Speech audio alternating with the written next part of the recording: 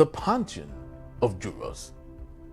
In the hallowed halls of justice, where echoes of truth intertwine with whispers of despair, there stands Olajumoke Alawode-James, a radiant figure sculpted by the universe, with a beauty akin to a stallion galloping through fields of reckoning.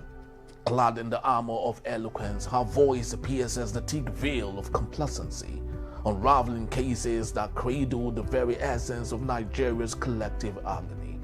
She stands a sentinel over a nation laid bare, beckoning it to rise from the ashes of its own dissolution, crying out for a redemption that dances just beyond reach.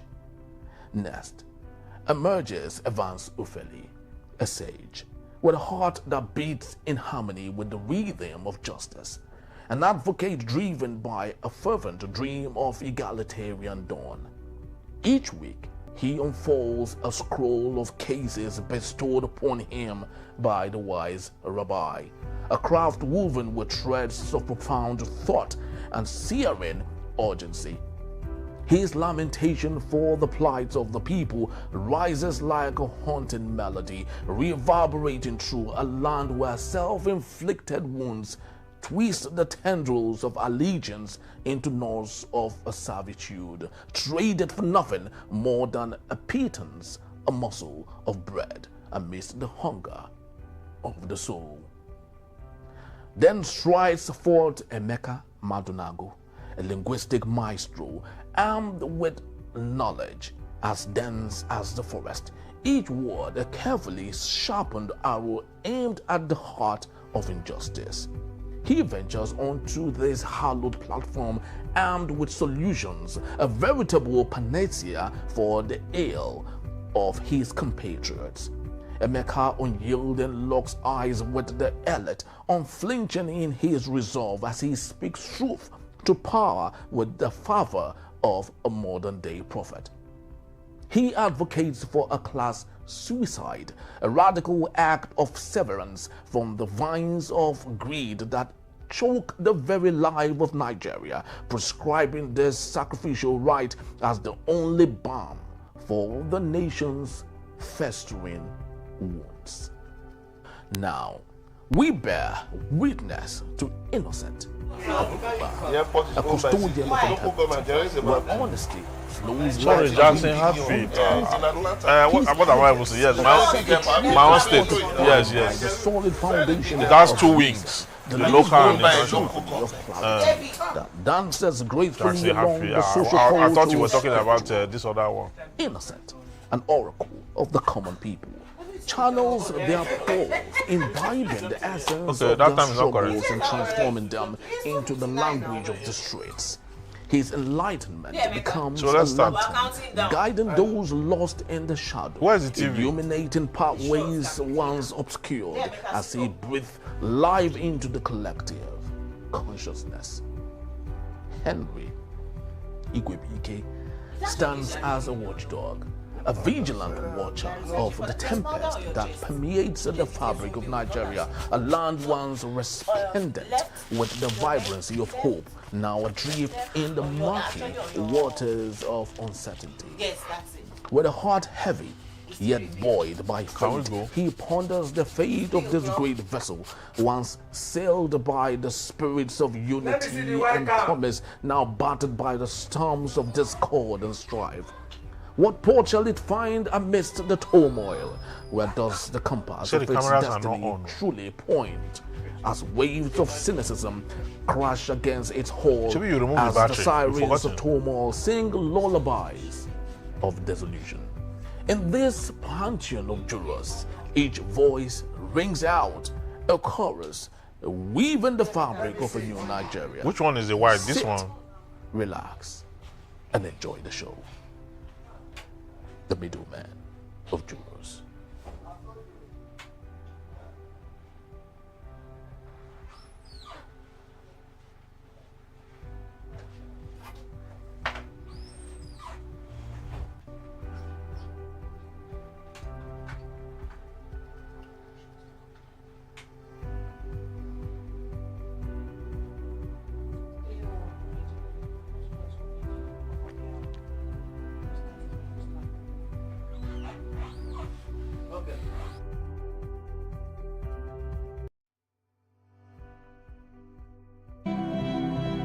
highly anticipated book titled Citizen Jones Selected Prologues is finally here. This explosive new book takes you on a journey through the finest writing of the ace journalist and broadcaster that will leave you inspired and informed. Citizen Jones Selected Prologues of Volume 1 now available. Get your copy now. For details, contact 0706 9637 935 or send an email to enterprisetv@gmail.com. Citizen Jones Selected Prologues, a classical compendium of compelling arguments.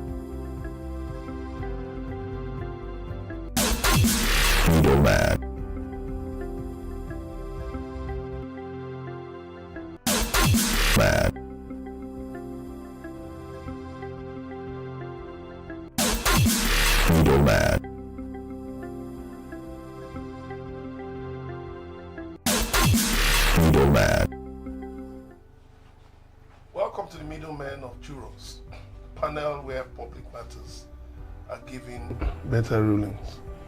Today, we'll spotlight the soul of Nigeria, its values, its vision, and its vast contradictions through the eyes of 4 jurors, asking tough questions and demanding better. Juror Olajumoke Alawode-James leads with a personal reflection titled, "What have you done for Nigeria?" As the country turns 65, she flips the Independence Day script, challenging citizens to examine their contributions, even as they demand accountability from a government that often forgets its own duties. Juror Evans Ufeli steps into the heat of Nigeria's fuel supply crisis with his case, titled Dappman versus Dangote. He unpacks the standoff between independent marketers and Africa's largest refinery, a clash exposing the cracks in distribution policy, pricing, transparency, and regulatory failure. Juror Henry Igwebuike presents a case titled Remi Tinubu, 20 billion naira gift and the National Library question. In this case, he explores whether a controversial birthday gift could become a national monument to education or just another missed opportunity.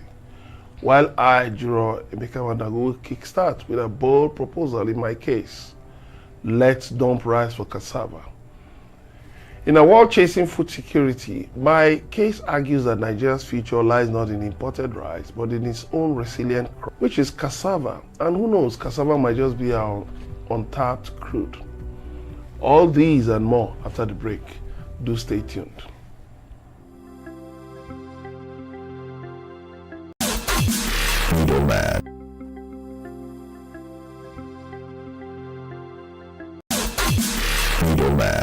Thanks for staying tuned. This is still the Middlemen on Enterprise TV. My case, let's dump rice for cassava. I nicked this image from the Facebook handles in Canada. You can see coconut gari. It's a mixture of coconut and gari, a cassava staple from Nigeria. It's accompanied by a pack of kuli kuli, a snack made from granuts. When you put both together, you have a delicious combo. Nigeria spent billions trying to achieve self-sufficiency in rice production to no avail. We keep importing tons of rice yearly. Meanwhile, cassava remains one of our most resilient crops. Nigeria is the world's largest producer of cassava. We produced 62.69 metric tons in 2023. We don't need to import cassava to meet local demand like we do for rice, maize, wheat, etc. Gari is just one staple from cassava. You can count so many derivatives from the tuber and leaves. They include bread and cookies. As you harvest, you can immediately replant the stems. In dry season or wet season, cassava remains resilient. Cassava is also useful in pharmaceutical products as well as other industrial uses. My verdict: if we could channel some of the billions spent on the anchor borrower scheme to cassava production for local consumption and export, we'll be earning much more than proceeds from petroleum. The anchor borrowers program was launched in November 2015 and suspended in 2022 after over 4.2 million smallholder farmers had benefited from the 1.01 trillion naira disbursed within 7 years. The program was meant for 30 crops, but rice took center stage. But if we pump more into cassava, we'll own the process and be spared of global fluctuations in prices and other vagaries of international trade. The global cassava starch market is expected to grow to $100 billion by 2032, while Nigeria can make over $5 billion annually from exports. The average export price stood at $589 per ton as at 2024. 1 ton of cassava is equivalent to around 7 barrels of crude oil. Compare the cost of refining crude oil and the devastating environmental impact to that of harvesting and processing cassava. You will see that we have our own problem. Very well. I mean, this case stands out, especially because it deals with the very local plant called cassava. I mean, rice is very foreign. Before now, in some villages, I've interviewed people, and I also know that in some villages, the only time they eat rice is Christmas or Sundays. But rice was introduced to us like when we started consuming it. It did not look like it's taking over our own very local gari. So, when you look at both plants, one is grain, that's rice, the other is a tuberous plant. And the cost of production of grain in terms is shorter, because corn, for example, is 90 days. It gets ready, 3 months. Rice is between 6 to 8 months, depending on the species.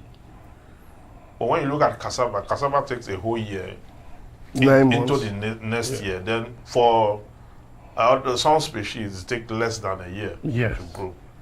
So, and if you look at the environment and the weather, our environment and our weather is more susceptible to growing gari, cassava, tuberous plant because of the fact that we're actually in the tropics. Okay? So when you benchmark both, I think that if you go to the US, for example, you want to buy eba and soup, you are spending between $26 to $32. $32. Yes. That's a don't cover, no, don't cover. I want to do the conversion. Don't cover. There was a day. 60,000 naira for a plate of eba. Yes, there was a day it's not just that, because you have to take Uber. Sometimes $9, You've not added water now and mineral. So you take, if for example you take Uber for $16 to the spot, and you get it, you get your way back for like $12. Also, so you have already you have that waiting there. So your point is, those of you in the America, we can carry the cassava there rather than spending $100. It costs an average of 50,000 naira to swallow eba. Jesus. 1 meal. You understand? So if it costs that much, better carry your cassava from here. Yeah. How come we are not investing much in it? Because I mean, the figure you gave is quite considerate. Yeah. I think it should be above that scale if you look at the total value chain. So this case is an eye-opener. Perhaps we should explore more of agriculture, because we have massive land, bush and all that. We're not cassava can grow anything with it. Cassava can grow anywhere, even on sandy soil. It can grow. Is that resistant? It can grow anywhere. So maybe we should begin to think more about how we can focus more on cassava, not just for consumption, but for the pharmaceutical components. Yes, I was going to go to that part. Other usages. Because the cassava we're producing here currently, a lot of it is exported because of the pharmaceutical content. They use them for different things. Remember mad cow disease? Mad cow disease. Now cassava, then they use some and that kind of. Yes. You know. But again, do we need to replace one for the other? Why can't we just plant everything? We eat everything anyway. You know, I like my eba. But focus on rice. Yeah, and the money we spend relative to the money we make. Rice is an import into our culture that you rightly mentioned, it used to be just Christmas and Easter and Sundays, but because it's easier to make than pounding yam. You know, our Yoruba people, we are pounding yam in the morning, afternoon and night. Rice, just wash it and put it on fire, food is ready. It's easier to make, you know, so it became more of a staple than our own traditional meals. But the point I'm driving at is they're all carbohydrates anyway. That is amala I'm eating, or eba, or it is rice, or what is even more important is the vegetable should be more than the carbohydrates. So I'm saying yes, plant cassava for export, for consumption, but rice is also good. We eat it a lot anyway. At party, you're not going to just serve eba, will you? You serve rice also. So let's just agriculture and the ease of doing business and the entire value chain. Cassava for export, good. Garri production, good. You know, and every other thing, sweet potato, yam, all the, you know, our regular carbohydrates. Let's just focus on agriculture. That is the real crude oil. Yes, the real crude oil. You know, cassava gives me lots of... I reminisce a lot when I remember cassava, and the reason is because during our days doing agriculture in school, it was one of those popular native names. We call it the Manihot Escalante. Yeah, Manihot Escalante. It was a very good name. Very popular. Everyone knows it. At the tip of Manihot Escalante. So it was very, popular, back in the day. So, you see, the truth is, currently Nigeria does about 60 million tons a year, and of cassava. Through subsistent agriculture. Through subsistence, not industrial so scale. And if you calculate it, 1 acre at optimal yield, right, 1 acre of cassava gives about 32 tons. 1 ton is about 180,000 naira. So 1 acre, if you multiply, it will give you about 5,760,000 naira. That is what you would make as a cassava farmer for 1 acre of land. Now imagine people with hectares of land. Little did we see the billionaire cassava with the call her Oluyemisi, who left her job in Lagos in the confines of good office and went to Ado Awaya in Oyo State. I've been there. She is practically a billionaire because she rents hectares of land, does cassava, exports industrial, exports a chunk of that, and you can see how profitable that is. I remember it's the farmers that ought to really be billionaires, true. Yeah, but of all course, over the world, they are the billionaires. In America, in Ireland. I hear that in America they don't give scholarships to children of farmers. But they are too wealthy. Government pay them to cultivate. So you can see how, to be honest, in Nigeria we give lots of position into things that don't matter, right? I remember during the earlier days of President Remi Tinubu, his first entry to the United States, there's this pro Tinubu person. He calls himself Ayodeji Bakari, aka DJ Bongoli. He makes appearance usually on Daddy Freeze. He's a good friend of Daddy Freeze then. When Tinubu visited the United States, he said, while he was entering into the hall of something, he said, "Your Excellency, please, we need commodification of cassava." Yes. I remember. Commodification of cassava. And the president liked that. He didn't even understand it, to be honest. I understand that President Tinubu does not even understand what the young man was talking about. But that is the truth. We need to commodify cassava. Because if we can make 60 million tons a year, Nigeria currently is the highest producer of cassava. So imagine how that we have the gold in our hands, but unfortunately we don't even know how to make good use of it. I'm talking about too. The local markets also have made it practically impossible for the farmers to get on track. Yeah. A basin of garri now, as we speak, is about 10,000 naira. Jesus. From 26,000 naira last year down to about. So if you go to the villages, and the price control is so funny. is shrouded with so many corruption, so much corruption, and what do you call it, cutting corners. The marketers that want to buy, when they arrive at the village, there are some people who call themselves agents. They have no farm. Yes. Now, they are the agents that stand between those who are the farmers and the marketers and the buyers. Then they fix price. When they fix price, they do it in such a way that they get a margin of it as agent. Then the farmer gets to. And because the farmer, once they take their gari to the market, that's all they have. If they don't sell, they will not eat. Sometimes, if they say they are not buying, the buyers say they are not buying because they are not able to arrive at a price, then they will have to take loan from the buyers and all that. So that way, the buyers put them under pressure. They end up selling anyway, just to be able to feed. So if farmers are not empowered, they will not be able to resist the temptation of holding back until price change. So apart from the fact that people need to cultivate cassava, there's a need for government to regulate it. Yes, to regulate pricing.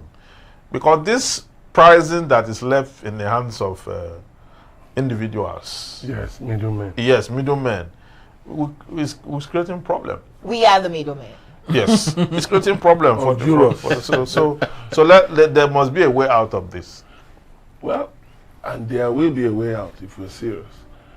We'll take a quick break, and when we return, Juror Olajumoke Alawode-James will be here to present her case titled, "What Have You Done for Nigeria?" Do stay tuned.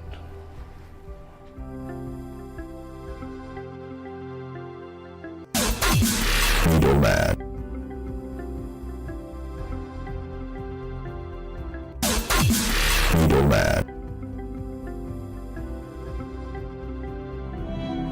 The highly anticipated book titled Citizen Jones Selected Prologues is finally here. This explosive new book takes you on a journey through the finest writing of the ace journalist and broadcaster that will leave you inspired and informed. The Citizen Jones Selected Prologues of Volume 1 now available. Get your copy now. For details, contact 0706 9637 935 or send an email to enterprisetv@gmail.com. Citizen Jones Selected Prologues, a classical compendium of compelling arguments. My people, the elections are around the corner. Before you know it, it will be 2027. But before then, for you to partake in the election, you must have your voter's card.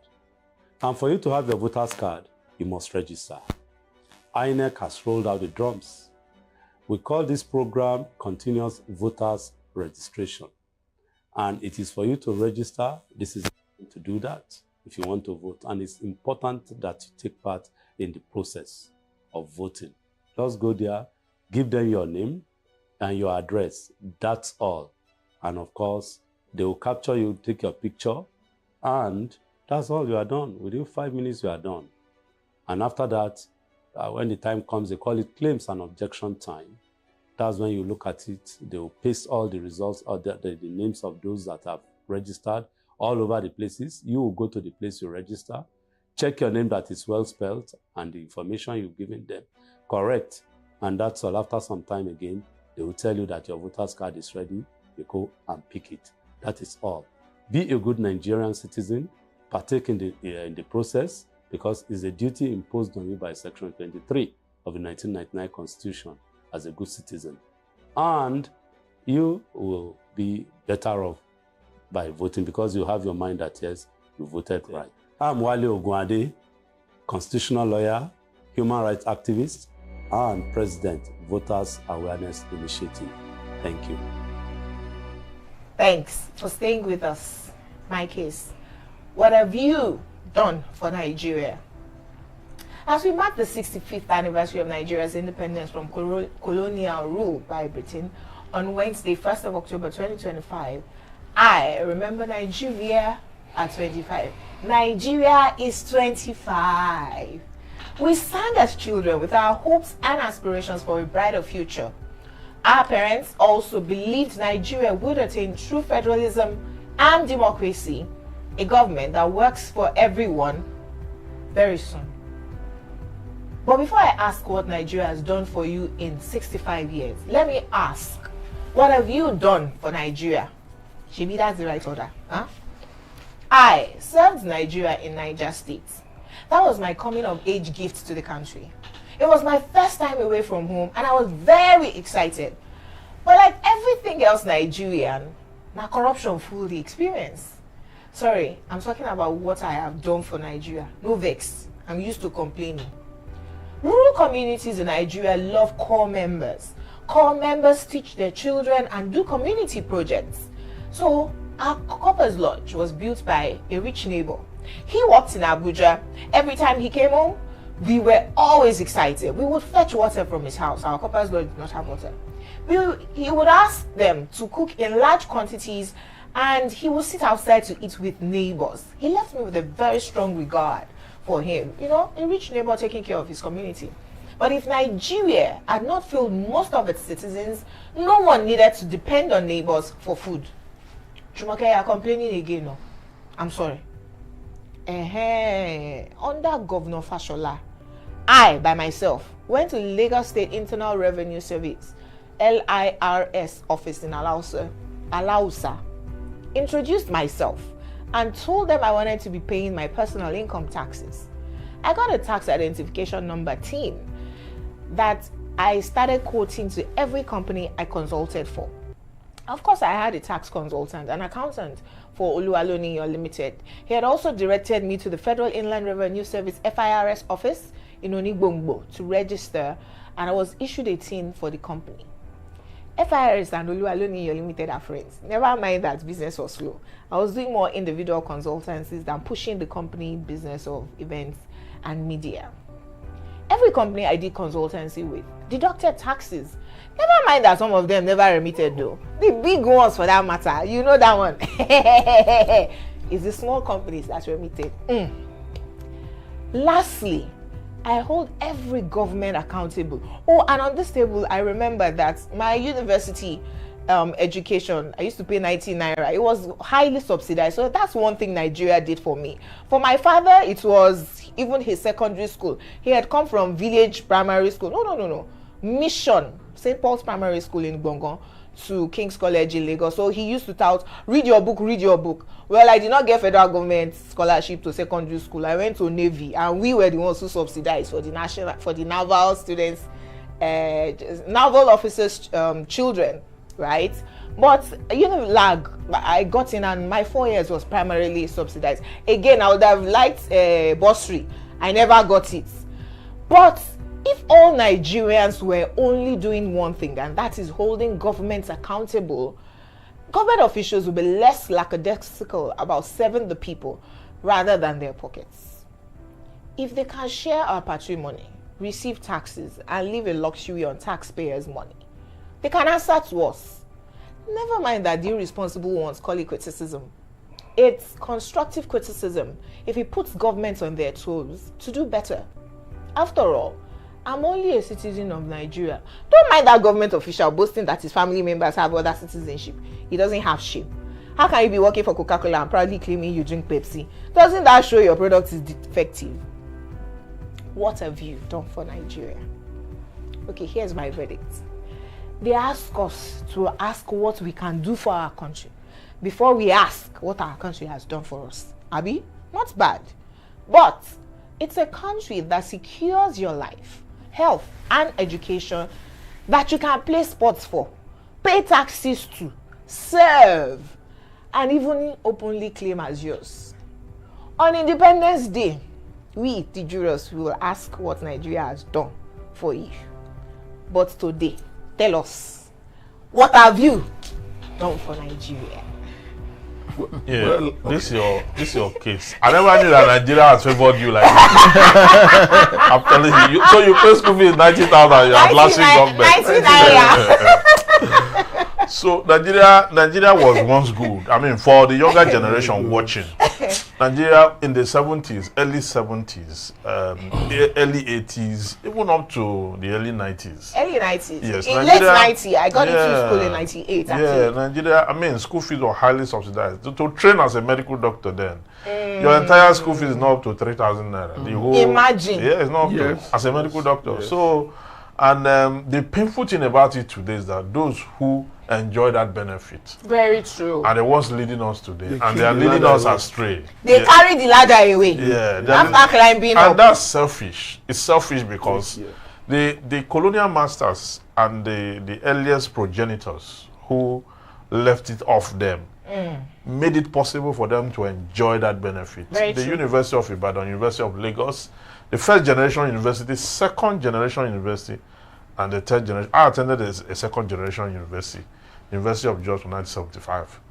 So they had that semblance up to the 90s. A semblance of a prosperous nation, a nation focused on educating its citizens. Yes, a nation that gave to the citizen, empowered the citizen in a way. You understand? Under the military, forget about the... I agree. Yes, I mean, our banks were restructured under the military. Before then, it was a chaos and all that. So not that Nigeria hadn't worked. Nigeria had worked in certain ways. But you see, Nigerians declined from the Fourth Republic down to the present day. Yeah. But our parents used to also complain during Third Republic. Yeah, they complain. They complain. Yeah, there was austerity measure. Our parents were like spoiled kids. You remember President Tinubu said that Nigerians have been shouting hunger since 1960? No, it's not true. My father went to 1984 and the rest of that. There was austerity measure. We know that. You understand? It hasn't all been. I agree. Do you understand? But where we are today, I agree. The nose diving from the Fourth Republic 1999 date is faster than what we agree. Let me quickly agree. My parents drove brand new cars and they used to complain at those times. Look, my father bought a brand new car.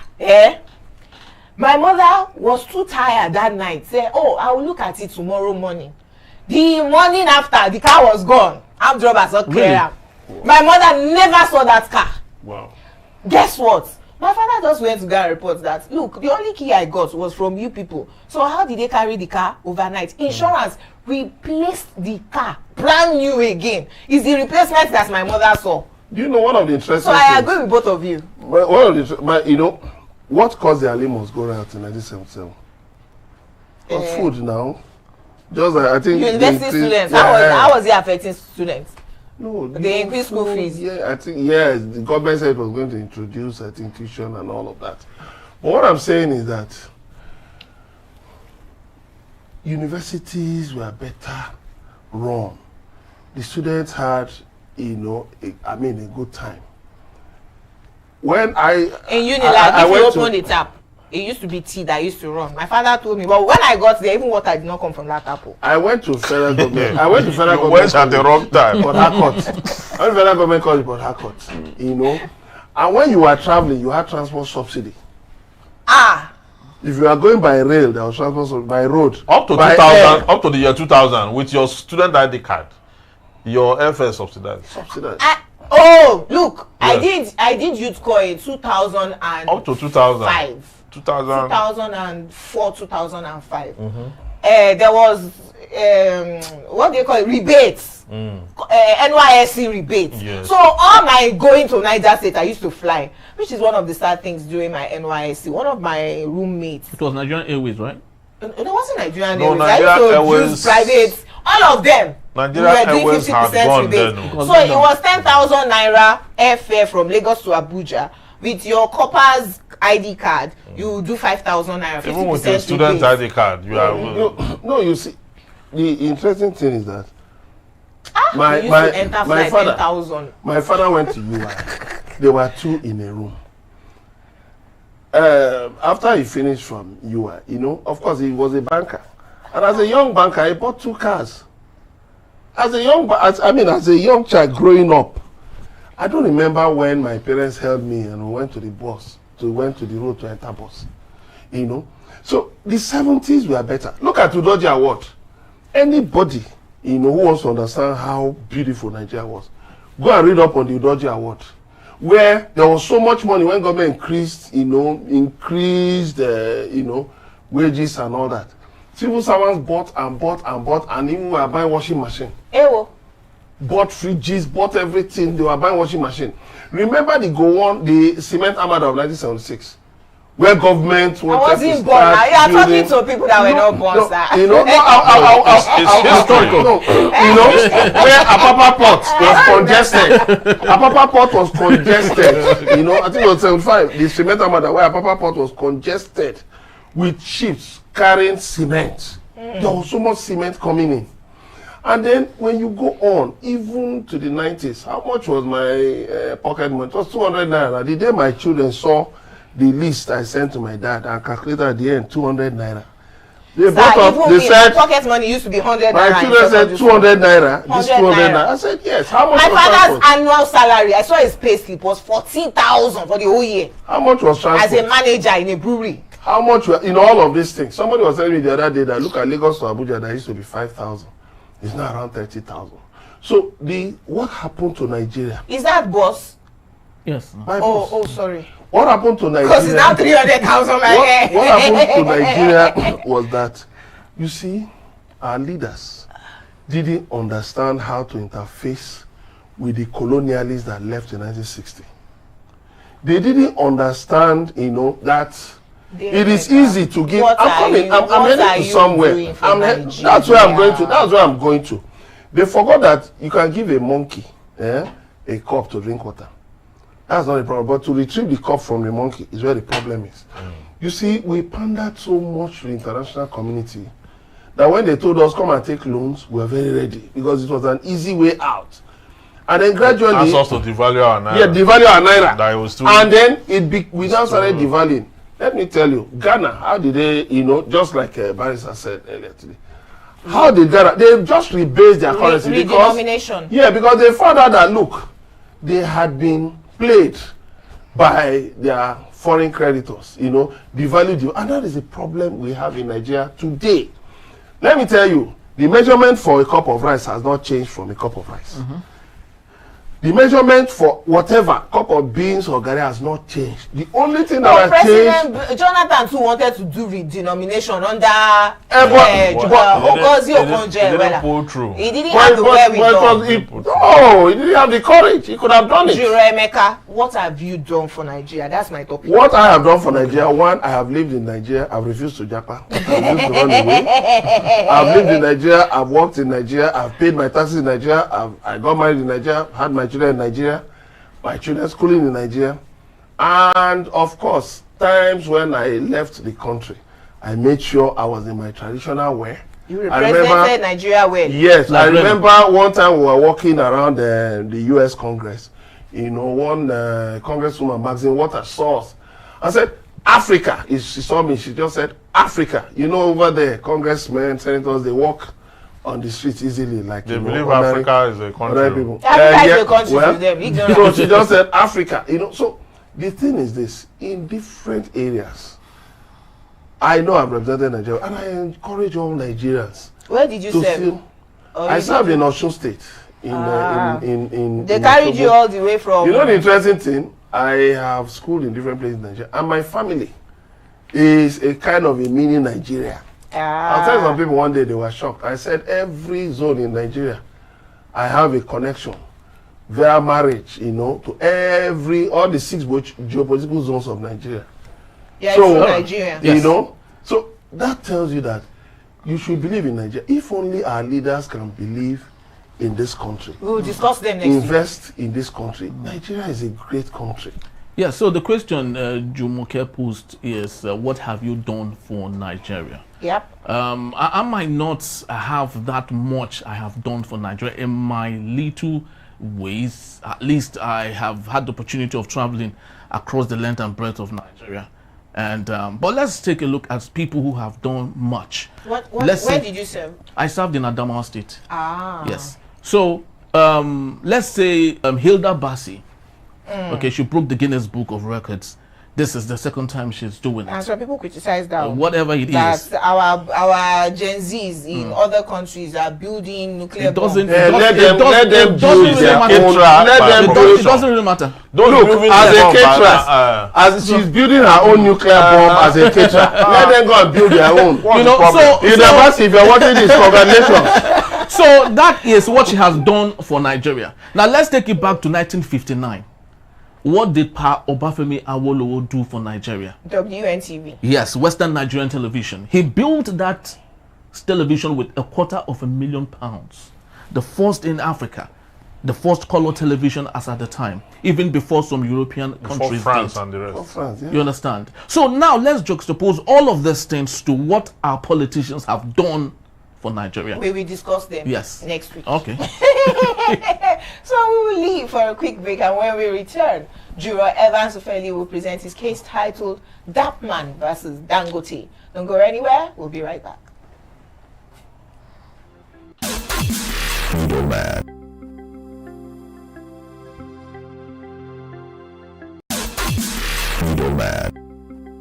The punching of jurors.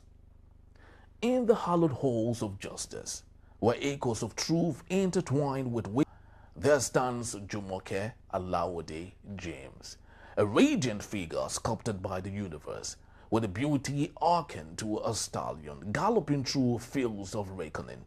Clad in the armor of eloquence, her voice pierces the thick veil of complacency, unraveling cases that cradle the very essence of Nigeria's collective agony. She stands a sentinel over a nation laid bare, beckoning it to rise from the ashes of its own dissolution. With solutions, a veritable panacea, vines of greed that choke the very life of Nigeria, prescribing this sacrificial rite as the only balm for the nation's festering wounds.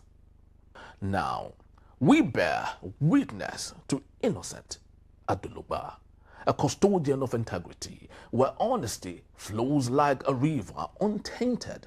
His edges of sacred truth is fortified by the solid foundation of reason, delivering a symphony of clarity, that dances gracefully along the social-cultural spectrum. Innocent, an oracle of the common people, channels their pulse, imbibing the essence of their struggles and transforming them into the language of the streets. His enlightenment becomes a lantern, guiding those lost. Thank you for joining us. My case, Dappman versus Dangote. The standoff between the Depot and Petroleum Products Marketers Association of Nigeria, Dappman, and Dangote highlights a tangible commercial, logistic, and policy problem that threatens steady fuel supply. Marketers complain of limited access and opaque pricing. They need predictable bulk allocation of prices that allow them to distribute products through their depots. Dangote's emphasis on catering, retail, and selective partnership has left many marketers sidelined despite decades-old distribution network in Lagos, Warri, Port Harcourt, and Calabar. The result is constrained supply, fuel queues, and wasted capacity. On the refinery side, Dangote faces the commercial reality of running a massive, capital-intensive operation. It insists products are priced on production costs with regulated margins and refuses to shoulder recurrent logistic bills marketers expect transferred to it. The company also questioned the economics of servicing hundreds of retail off-takers, favoring bulk evacuation through larger partners to sustain continuous production. Both parties therefore face problems of trust and coordination. Marketers worry about losing market share and control of the downstream logistic fears, intensified by Dangote's investment in 4,000 distribution trucks, seen as potentially consolidating distribution power. Dangote worries about the inefficient, fragmented evacuation, undermining refinery throughput and productivity. Structural and systemic issues compound the disputes, and absence of transparent allocation protocol, weak mechanism for negotiating off-taker arrangements, and unclear regulatory guidance on obligations for logistics and pricing. Historical mistrust, failed pre-production negotiation, and conflicting commercial incentives, clearer rules on bulk allocation, transparent pricing mechanism, shared logistic responsibility, and stronger regulatory oversight. Without practical, mutually acceptable frameworks for access and distribution, both sides risk perpetuating supply disruption, higher costs for customers, and an unhealthy concentration of a negotiated settlement respecting commercial realities while safeguarding competition and protecting consumer can stabilize supply, restore confidence, and create a more resilient downstream sector for stakeholders. I shall go to Rabbi again. I don't understand this case. Yeah, well, let me just provide, because actually Barrister David dealt with it, in the proper perspective. Please explain it to but me of like course, I'm a 5-year-old. to the ordinary Nigerian on the street buying fuel, the fact of the matter is that Dangote has bought 4,000 trucks, and he says he will take his petrol, his petroleum products to buyers, but it must be based on bulk, not I want one tanker. You just go to the gate and buy and carry one tanker out. It has to, which is his model. But the tanker drivers, and by extension their parent body, Nopeng, they are insisting that Dangote should take the costs.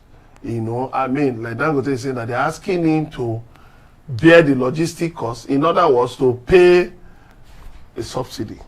And he's saying that is why they've had to add 75 naira, he had to add 75 naira to his own cost. Others added money so as to meet the costs, that, of logistics. Yes, of logistics.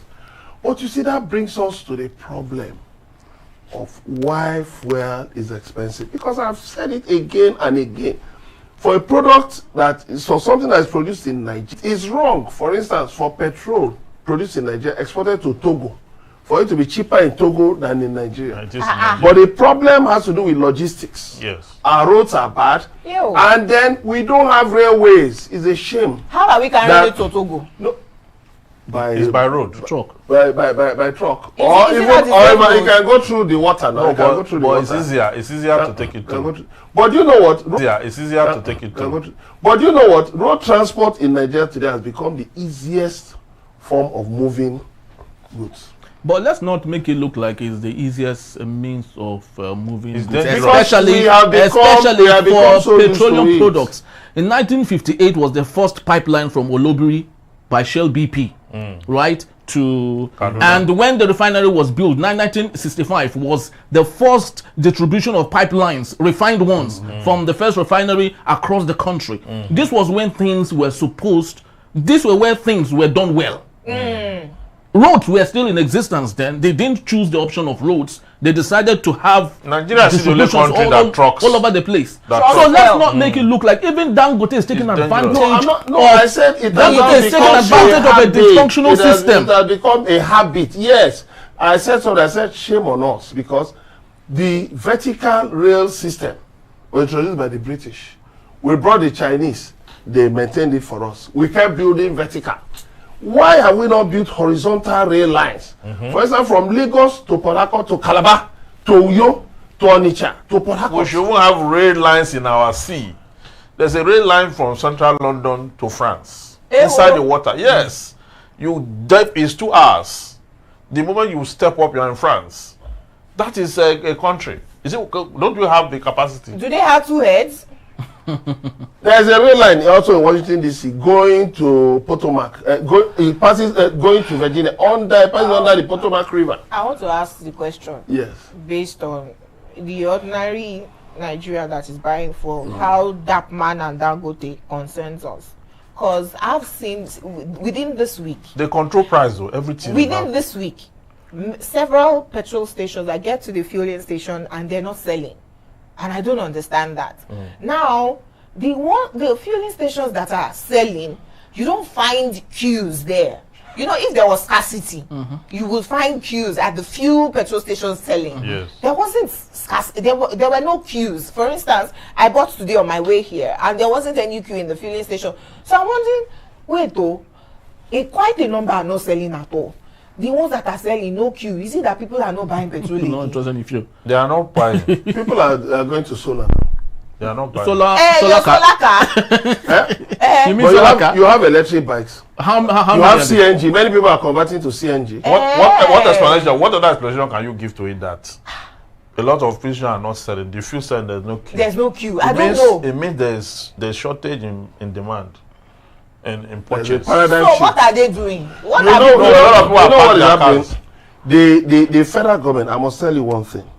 If we have to have a working downstream sector of the petroleum industry, we must kill NNPC. Kill NNPC. Yes. But they killed an But- NPC but- to you form know- NNPC you know- PLC. You know why I say that?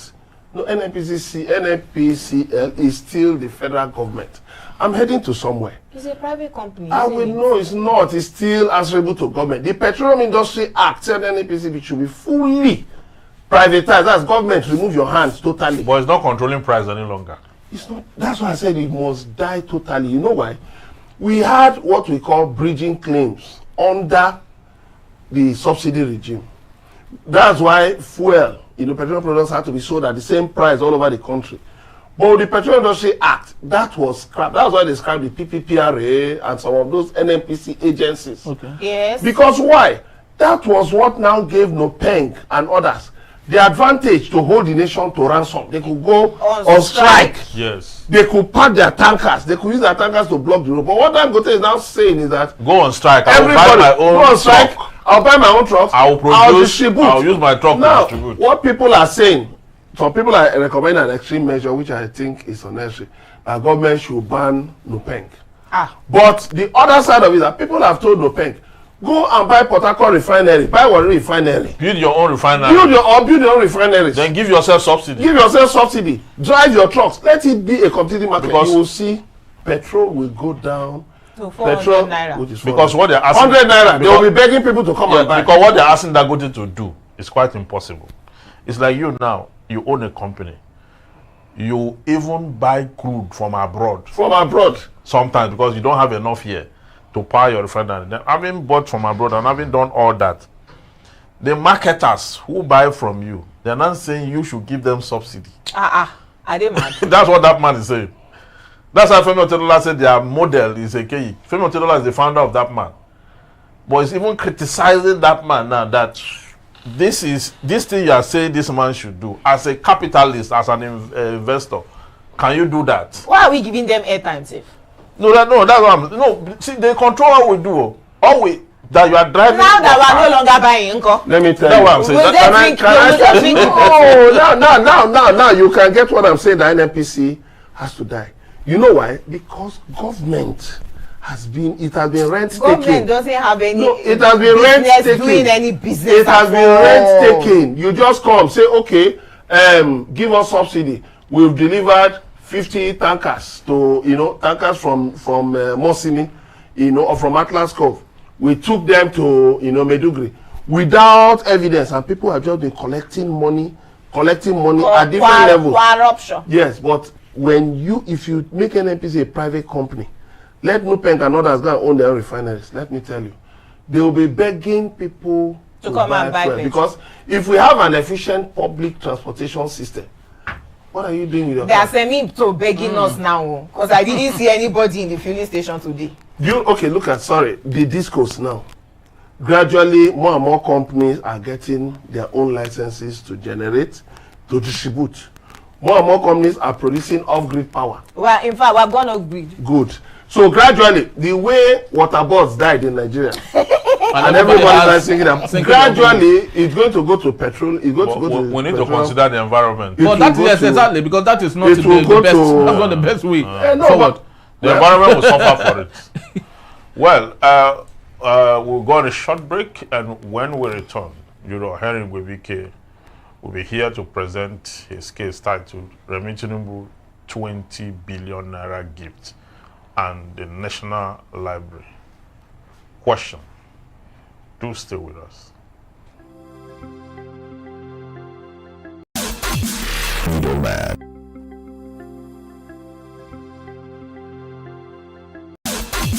Middleman.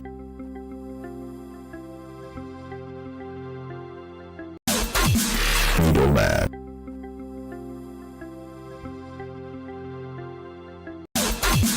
Middleman.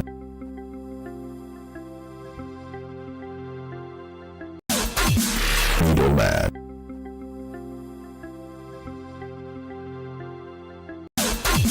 Middleman. In the shadow, illuminating pathways once obscured as he breathed life into the collective consciousness. Henry Igwebuike stands as a watchdog, a vigilant watcher of the tempest that permeates the fabric of Nigeria, a land once resplendent with the vibrancy of hope, now adrift in the murky waters of uncertainty. With a heart heavy, yet buoyed by fate, he ponders the fate of this great vessel, once sailed by the spirits of unity and promise, now battered by the storms of discord and strife. What port shall it find amidst the turmoil? Where does the compass of its destiny truly point? As waves of cynicism crash against its hull, as the sirens of turmoil sing lullabies of dissolution. In this pantheon of jurors, each voice rings out a chorus, weaving the fabric of a new Nigeria. Sit, relax, and enjoy the show. The Middlemen of Jurors.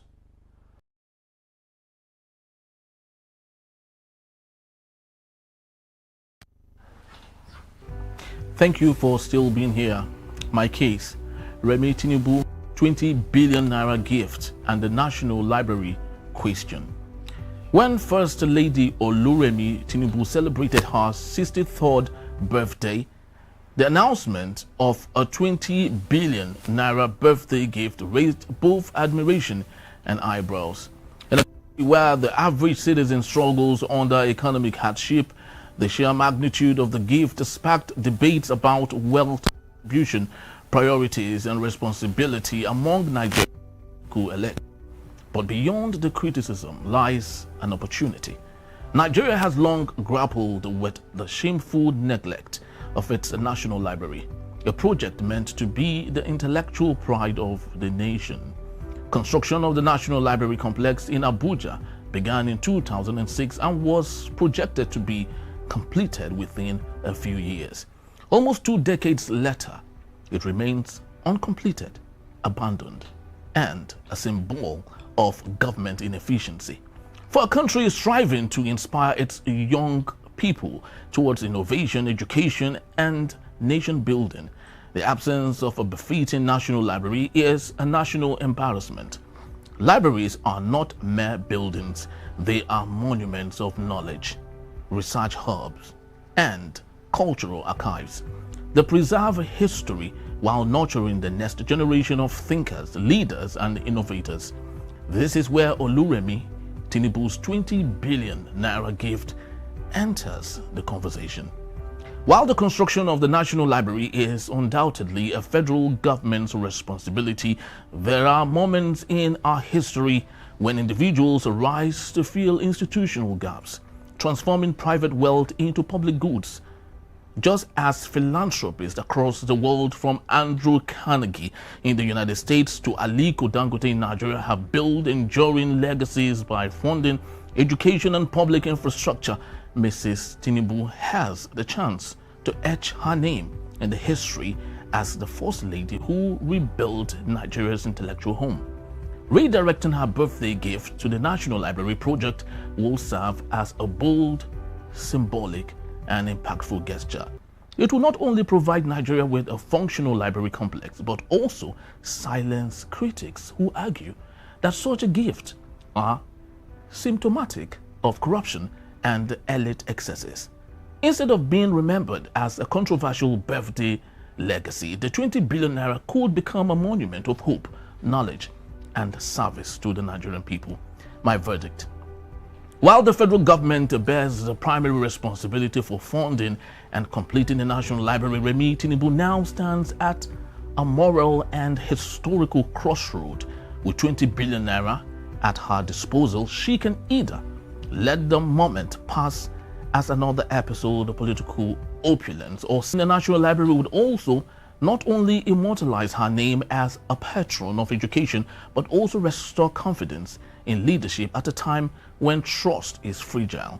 True legacy is not in personal celebrations, but in the lasting impact left on our society and Nigeria. 3 things quickly. Number 1, I absolutely disagree with this your verdict.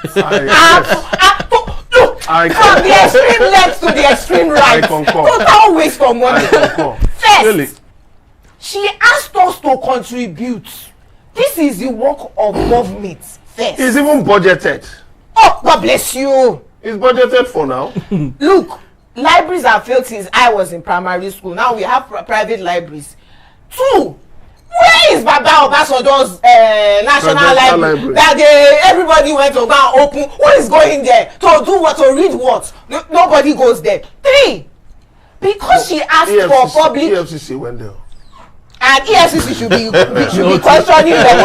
They went to arrest EFCC should be questioning who went to the library. I said EFCC should be questioning Remi Tinubu also, because the fact that it's not 20 billion naira that she brought from her pocket that I'm building a national library. She asked for donations. Some people have said, this one is looking like money laundry. It is looking like, let her give us the names of the people who contributed the 20 billion. Not because people cannot contribute. We just want to see the open books. What are their names? How much did they drop? Gift now. No, we want to see now. Because you say that you are building a public institution. We want to see the people who donated it. If it's not money laundry, tell us who donated 20 billion. No, it's not money laundry. The last thing for me is this. First lady. 1, there's no office of first lady. So trying to play government role is looking shady to me. Yeah. If she had brought out 20 billion from her husband's money or her own pocket to build library, I'll be congratulating her, and it's that 65th birthday, not 63rd. Yeah, I'd have been saying, well done, ma'am. But again, when her husband was contesting in 2023, she said, that she didn't have money. She was borrowing money from Aisha Buhari. So we would have questioned where she got the 20 billion, which business she did within the 2 years to get the 20 billion. So that's why she made this for contribution. I'm not against library. I just think that we should, look, don't put the cart before the horse. Abi? Is it not the horse that will drive the cart? Let's do things right. I think EFCC should be questioning her. We want to see the list of the people who donated this money. You know why it's not money laundry? She has not moved any money. Okay? So I don't think it's money laundering. Where did the donations come from? As we speak now, she has not committed. She may have committed other offenses, but for money laundering, it does not happen yet. Okay. Yes, by law. So, but my case, my problem with this particular venture is that library has moved from a stationary building to library is no longer stationed. It's not a physical library. You understand? At the beginning, she's talking about we are building an electronic app that will become a library that students can download or they can have free access to, and they will have They will have a lot of materials to assess and all that. To even compete with Google, like Google University. That will not cost this amount of money. That it will cost that. And you have something effective. This one I want to build library. Who is going there to read what? You go from Lagos to Abuja. So you see, or from Sapele to Abuja. You just want to have a monument you call National Library, where nobody goes there. You will not be spending money to power it, to maintain it, to pay salaries. And at the end of the day, no customer to read the books. At the end of the day, it's not a viable institution. You understand? So I would have thought that she would say, okay, this is my birthday. I want you to contribute. Now I have 20 billion now. I want to use it to go and rescue children out of school. Very true. Consultants, let consultants bid. Let them come with their proposal. How they think they can do that. Let us, in the next 10 months, get all these children back. Let us bring them to, let us feed them. Let us reintegrate them. And let us build a nation. That would have sounded, a little bit of what I will buy into. But this one, that money is going to be frittered away if they continue on this line. It's not productive, not a productive venture. Let me give her a bit of credit. Let's misdirect it.